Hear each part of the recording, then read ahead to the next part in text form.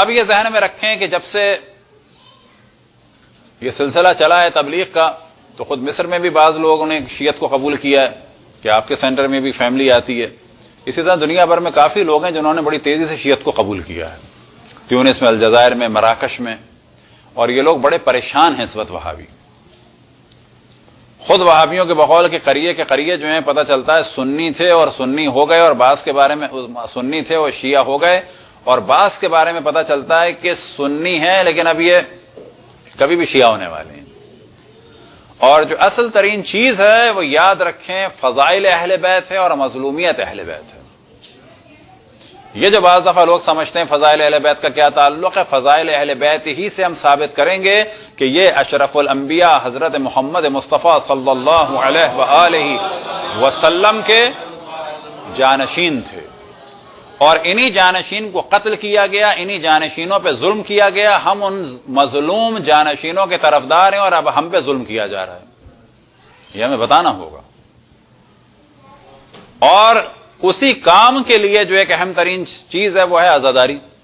عزاداری در حقیقت ہے یہ کہ جانشین رسول اللہ کا انٹروڈکشن کرایا جائے اور جانشین رسول اللہ پہ جو ظلم ہوا وہ بیان کیا جائے. کس کے ذریعے سے؟ کالے کپڑوں کے ذریعے سے، نوحے کے ذریعے سے، ماتم کے ذریعے سے، مجلس کے ذریعے، سوگ کے ذریعے، سوس کے ذریعے، سلام کے ذریعے، علم کے ذریعے، تابوت کے ذریعے، جھولے کے ذریعے. جو چیزیں ہیں یہ سب صحیح ہیں، ان سب کا ثواب ہے اگر شریعت کے دائرے میں. یاد رکھیں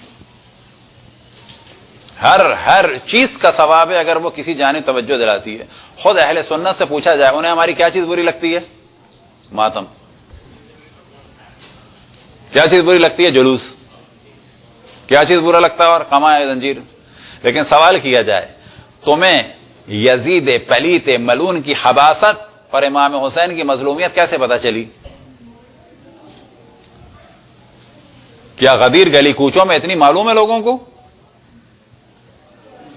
کوئی اور اسلامی تاریخ معلوم ہے؟ واقع حرہ معلوم ہے؟ مدینہ کی تاراجی معلوم ہے؟ جنگ جمل معلوم ہے؟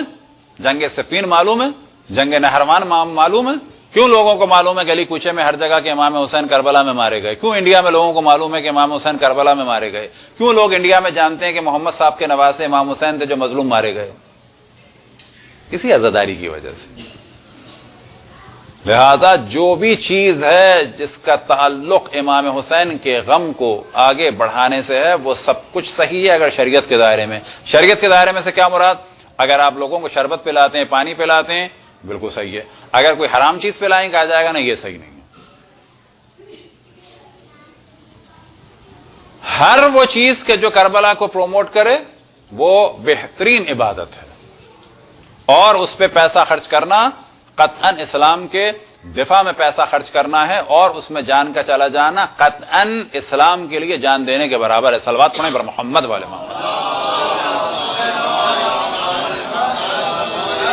برحمتك يا أرحم الراحمين وصلى الله على محمد وآله الطاهرين.